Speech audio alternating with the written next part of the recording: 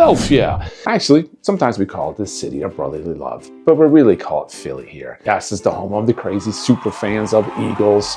It's not so much the Sixers, but yes, the Eagles fans here are insane. I will put it out there. They have actually thrown snowballs at Santa Claus at one time. But anyway, we're actually going to go in and talk about 5 best areas to live in Philadelphia. In fact, we're going to make it 6. I'm going to throw in one extra one at the end, so make sure you stay tuned for that. But in the meantime, we're going to knock it off with the 5. Pretty much the top neighborhoods. I'm going to, like I said, throw in a 6. So, but as you always say, there's always a lot more to Philly than just the Rocky or the Eagles, Sirs, Philly cheesesteaks, Pats and Geno's. Sometimes people talk about Pats being better than Geno's, Geno's being better than Pats, but I'll be honest with you, I prefer D'Alessandro's. Yes, I think D'Alessandro's is better than Pats and Geno's. Definitely Philadelphia is not just a great place to come and visit, it also has actually 13 Fortune 500 companies, such as Comcast, DuPont, actually has headquarters here, and you also have a lot of headquarters when it comes to Urban Outfitters, Anthropologie, and Free People have their main headquarters right here in Philadelphia. So not only do we have cheesesteaks, Eagles, a lot of football, baseball, but we also have some huge corporations that are located right here in Philadelphia. So, with that being said, let's get into the top 5 neighborhoods. So if you're looking for a lively neighborhood that fits your style and has the right vibe, looking for some good food, some home-like neighborhoods, we're gonna probably start it off with the one and only Chestnut Hill. We're going to put Chestnut Hill and Mount Airy together. They're right next to each other, but I do love Chestnut Hill. It really has a really cool vibe when it comes to that. It's actually very much historical. It's been around for years. And I'm going to say, I don't want to say it's the #1 neighborhood, but they're right next to each other, have a lot of own character and a lot of history. Chestnut Hill is like a lovely little tree-lined neighborhood known for its beautiful home and rich history. It's actually located right northwest of the Wissahickon Gorge. It's a huge park.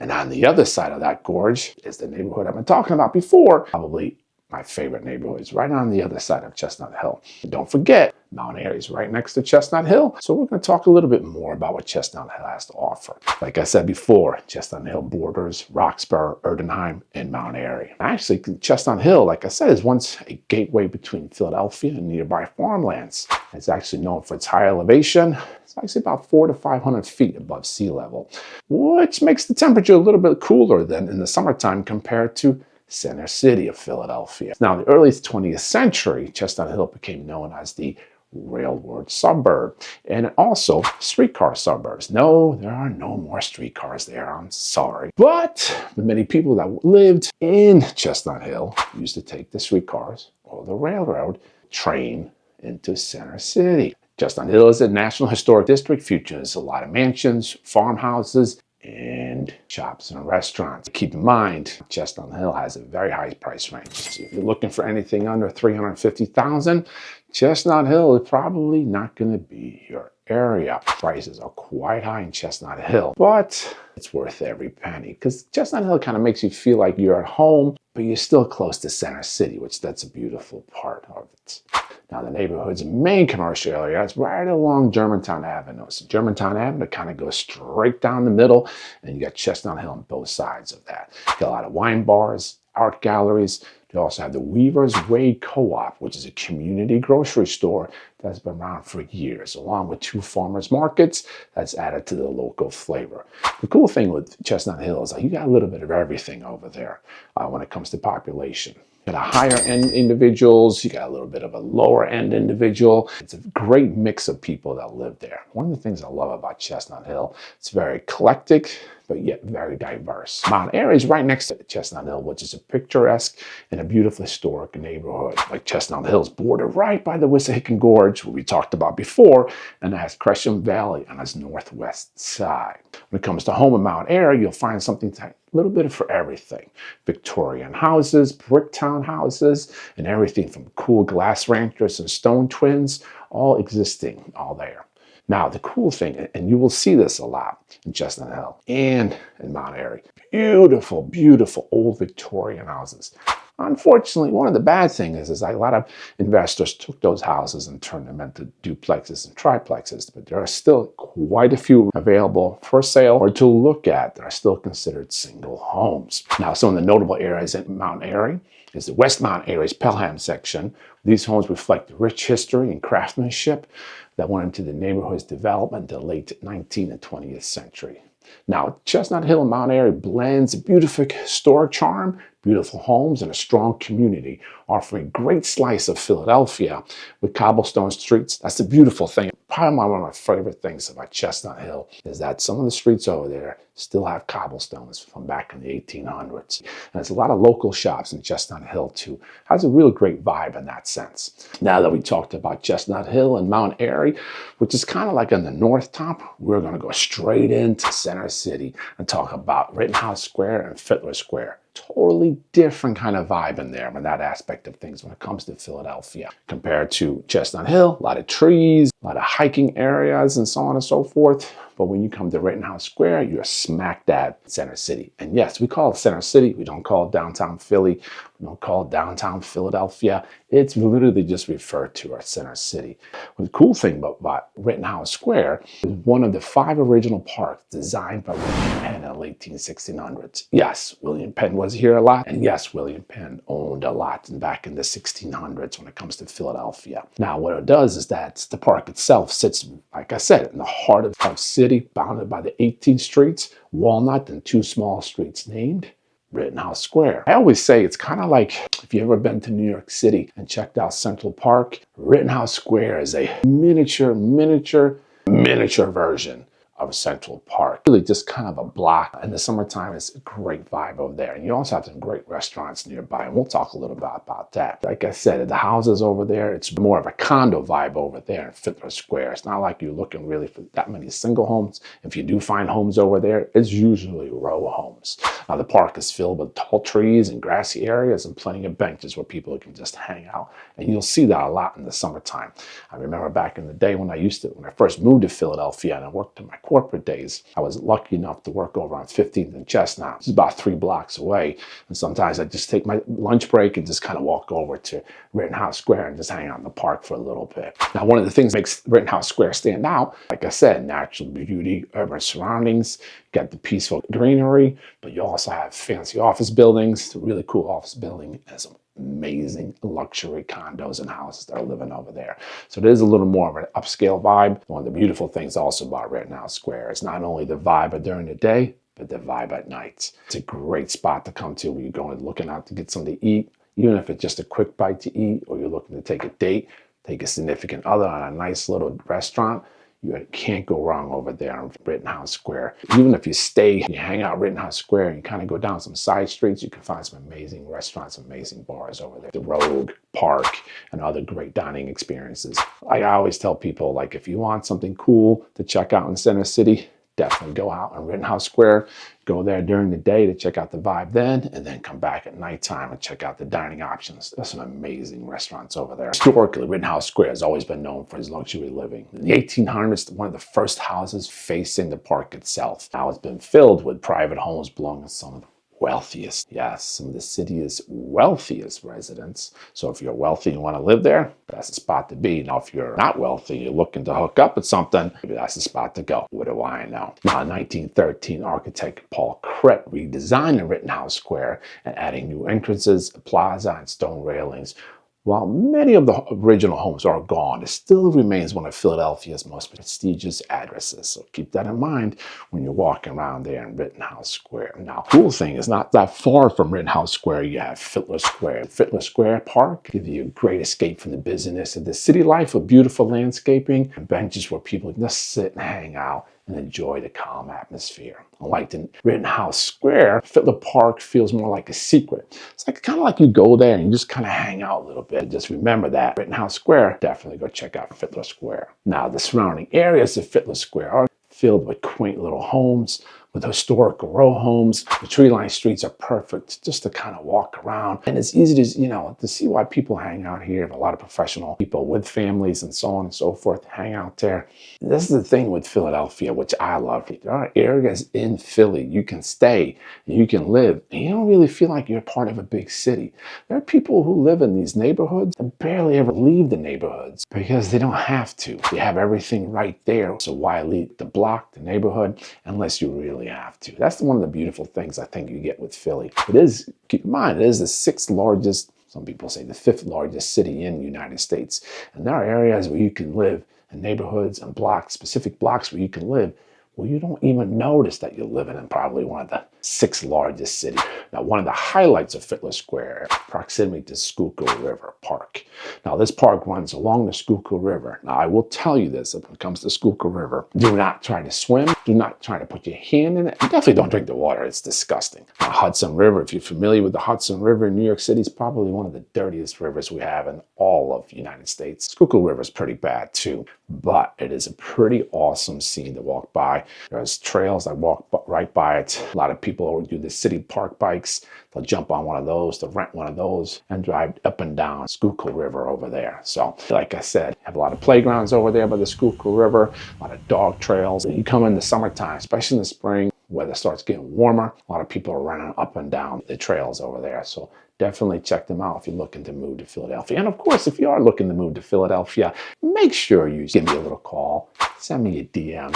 Make sure you go follow me on Instagram. If you need help with anything when it comes to real estate, I don't say it very often, and I probably should say it more. Make sure you check me out. If you need help if you are moving to Philadelphia, or if you're thinking about leaving Philly, hit me up too.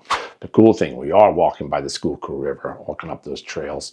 You can hit up very easily the Philadelphia Museum of Art. It's awesome over there. The views and the trails are amazing. Great, you can get some great pictures of the city skyline. And of course, if you do hit the Philadelphia Museum of Art, you got to run up the Rocky Steps. That's where they are, at the Philadelphia Museum. Those big steps, if you ever watched the Rocky movie, at least watch the first one, where he's running through the Italian market. He gets to the end, he runs up the famous steps, and he's kind of jumping up and down because he made it, and the whole city of Philadelphia is around him. And actually on top of there should be the Rocky statue. Now I say should be, they keep moving it. Not too long ago, the Rocky statue was moved to the bottom of the steps, and it was there. And my understanding is they moved it back up to the top of the steps. And by the way, those steps aren't easy. Like, it's not going to take you 2 minutes to run up them. It's a pretty good workout to going up those steps. Just wanted to give a heads up on that. You know, the cool thing also with Rittenhouse Square is that it's actually, you know, like in the summertime, you got a lot of art fairs, you got street festivals, event parades. There's a lot going on in the summertime. A lot of free stuff. Like, you can just literally just go grab a cup of coffee over at Lacombe, which is right around the corner by Rittenhouse Square. Just go there and hang out for the day if you want to do that. It's all there if you just want to hang out. Like I said, once you live in the Rittenhouse Square, you don't really leave that much. By the way, we've already knocked out 2 of the neighborhoods. First one was Chestnut Hill, Mount Airy. Second one obviously was Rittenhouse Square, Fiddler Square. And now we're going to get into number 3, Old City. Now, Old City is probably very historic. Why is it called Old City? That's kind of where everything started in Philadelphia. I mean, it is old. And actually over there, they do have some stone cobble streets. And you also find the Liberty Bell over there. Everybody comes to Philadelphia to see the Liberty Bell. Now, it is located between Front Street and 6th Streets, and between Vine Street and Walnut Street. It's on the lower numbers, like 2nd, 3rd, 4th, 5th, and 6th. Rittenhouse Square is more on the 18th Street.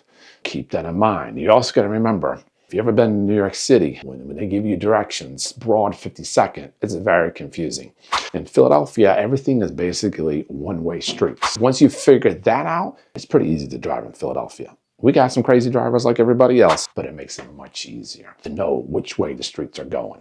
Like I said before, Old City's got cobblestone streets and old world buildings. This basically takes you back to the days of John Adams. You will have streets and houses that are over 100 years old. Some of these houses over in Old City, you literally have no choice but to go to IKEA and buy your furniture. Because some of these houses, first of all, the basements are extremely low. Second floor, they have tons of character. But these houses, be prepared. They are old, and it's tough to get furniture in there because the first floor a lot of times has the old hardwood floors. Yes, old, like over 100, 120 years old. But to get it to the second floor, they usually have the spiral staircases that go up. And the problem with those is that trying to get furniture up there. So people won't admit this, but I know a lot of people are buying furniture from IKEA when it comes to putting the beds up there. Bedroom furniture, they're getting it from IKEA They won't tell you that. Again, Old City has some amazing neighborhoods, amazing restaurants and bars. There's some great areas to go to. Now it's sometimes a little more happening over Old City. Now, if I was to compare Rittenhouse Square with Old City, I would say probably Old City is a little bit more happening. You have art galleries, unique boutiques. You have 3rd Street. Now, North 3rd Street offers a lot of different shops with vintage clothing, one-of-a-kind items, and catering to everybody and everything. It's a pretty awesome spot to go to, so make sure you check out that. A little more artsy over in Old City. You will see that because there's a lot more art galleries in Old City than you'll find in Chestnut Hill, so keep that in your mind. If I had to say, more younger people live in Old City than you'll find in Rittenhouse Square. So a slightly different vibe, but still very unique vibes and a lot of fun over there.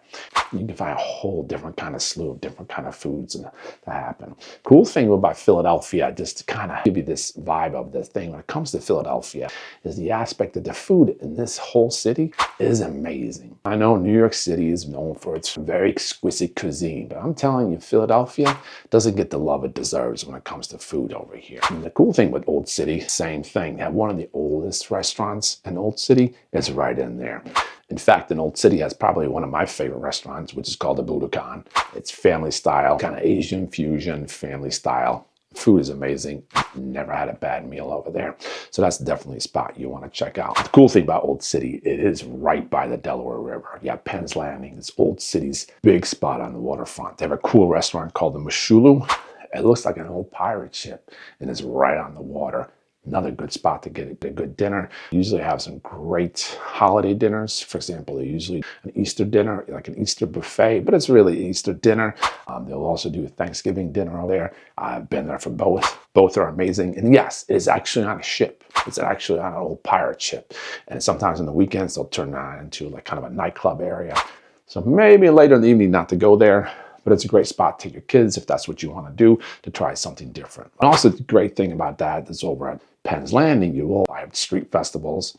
You'll have a lot of parades that are going on over there, arts and crafts, fireworks shows. If that's happening anywhere in Philadelphia, it's usually right on Penn's Landing, which is right adjacent to Old City. Cool thing, like I said, about Old City, has something for everyone when it comes to historical sites. Liberty Bell. By the way, I'm going to give you a little tip on Liberty Bell. You can actually see it for free. A lot of people don't know that. A lot of people will go down to the Liberty Bell, pay for it to go inside. What you can do is you go to the end of the building where the Liberty Bell is there, and there's actually these big windows. You can look right in there, and you can see the Liberty Bell right there in all its glory. And yes, you can get some great pictures and great shots, and just kind of move on from there. You also have the Franklin Institute.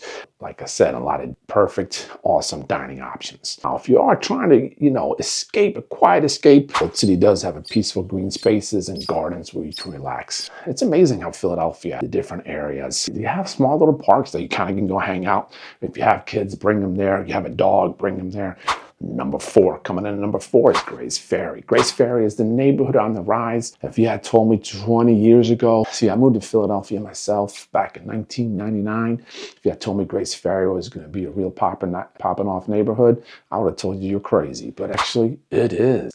And it's more for younger people, a younger crowd. I actually get a lot of people from New York City that will move down from New York City and actually buy right in Grace Ferry, mostly because, again, for the younger crowd, it's more affordable housing, still a great little vibe going on there. And a lot of people actually buy a house here and still work in New York City and actually take the Amtrak train, and they jump on that over 30th Street Market Station. They'll jump the train there and take it right over to, which drops them off at Penn Center right in New York City. You do have the University of Pennsylvania now expanded into the Grace Ferry area, which is making it bigger and more upcoming. You also have the addition of the Schuylkill River Boardwalk, another exciting development. A lot of things are going on in Grace Ferry. 10 years ago wasn't happening.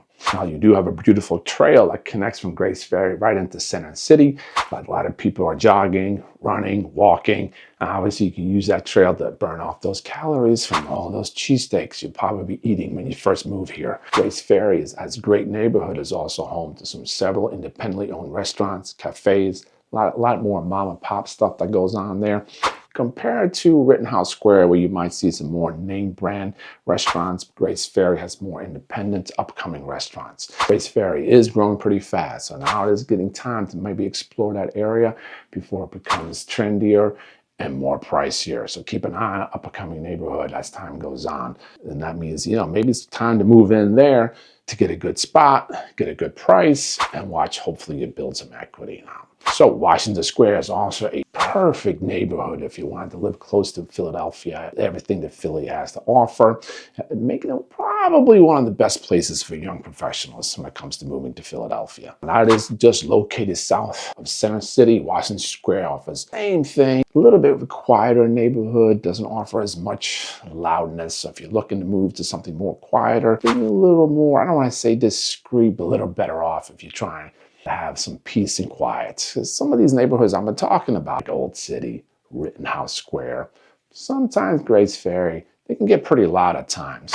So Washington Square can be a little bit quieter, but sometimes they can get pretty loud depending on what street it is. Some of the locals around here will call it the neighborhood or Midtown Village. No matter what you call it, there are some awesome restaurants, cozy cafes, boutique shops, and lively bars. So don't think it's going to be 100% quiet, because there are some streets there.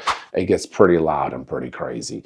But the good thing is, you 2 blocks over, usually you find peace and quiet. A lot of tree-lined neighborhoods. Why do I talk about tree-lined neighborhoods? It's pretty important to have that. It kind of gives you a different vibe and a different feel when you're living in Center City. Now, the cool thing about living in some of these areas, you are still surrounded by historic sites. Now, we have like what's called the Jewelry Rose, which is, whew, don't go there unless you're planning on spending some money. You have Pine Street's antique shop filled with charming shops and treasuries from the past. And that's what the cool thing about Philadelphia. You never know what you're going to run into. You also have Washington Square, like I talked about before, is the home of the Pennsylvania Hospital, the oldest hospital in the country, now part of University of Pennsylvania Health System. Thomas Jefferson University was a medical and educational facilities. Adds to the neighborhood's importance. So you have to remember that. Now, one of the best things about Washington Square West is the strong sense of community. The residents do come together for street cleanups, community gardens, block parties, and other activities. This neighborhood catches a lot of the Philadelphia's vibe with excellent walkability, great shopping, fantastic restaurants. So whether you enjoy strolling around, checking out some local foods, some local cafes, those place to be. But also the nightlife in the neighborhood is ranked very high. So, you know, you get a little bit of everything. The schools around here, you have to keep an eye on. Like the public schools are not always the best around here. So a lot of what's happening is a lot of parents end up sending them to private schools or different kind of charter schools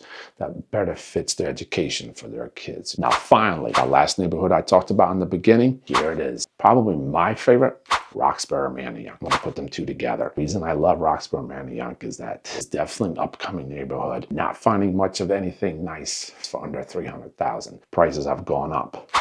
But one of the things I like about Roxborough Manayunk is not only their houses have gotten better, there's a lot of new construction going on. But you're on the other side of Chestnut Hill. One of my favorite things about there is a great little location, park to check out. In fact, if I am correct, please correct me if I'm not, that the first turnpike in Pennsylvania was actually through the Wissahickon Trail back in the day, back in 1800 something. Anyway, some great trails at Wissahickon Trail, but Roxborough Manayunk also has some great restaurants. Lucky's Last Chance, Jake and Cooper, Winnie's. The list just kind of goes on and on. It's a beautiful thing with Roxborough Manayunk. You do find a different kind of vibe in the sense of you are in Philly, but you're really not. It's because of the trees and the scenery and everything goes involved in there. It's gotten a little tight, I will say that one. It's gotten very tight. They're building a lot, brand new apartments. A lot of people are moving here, staying in apartments, checking out the neighborhood, and then end up buying a Roxborough Manayunk.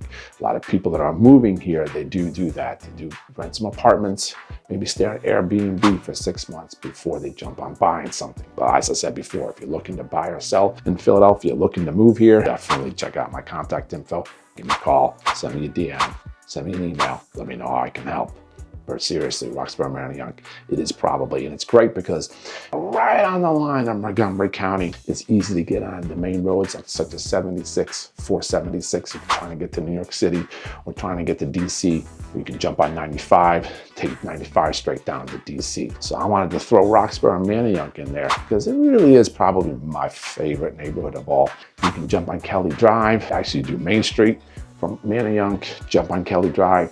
Within 20 minutes, you're in Center City. In fact, within 25 minutes, we'd be right in Rittenhouse Square if you wanted to check that out. Anyway, just like I said, let me know how I can help you. If you're looking to move to Philadelphia, you need some help, give me a call, send me a DM, send me an email, and let me know how I can help you. Hope to talk to you soon. By the way, check out my next video. We'll be talking more about Philly. This is all about Philly. Thank you. You have a great day.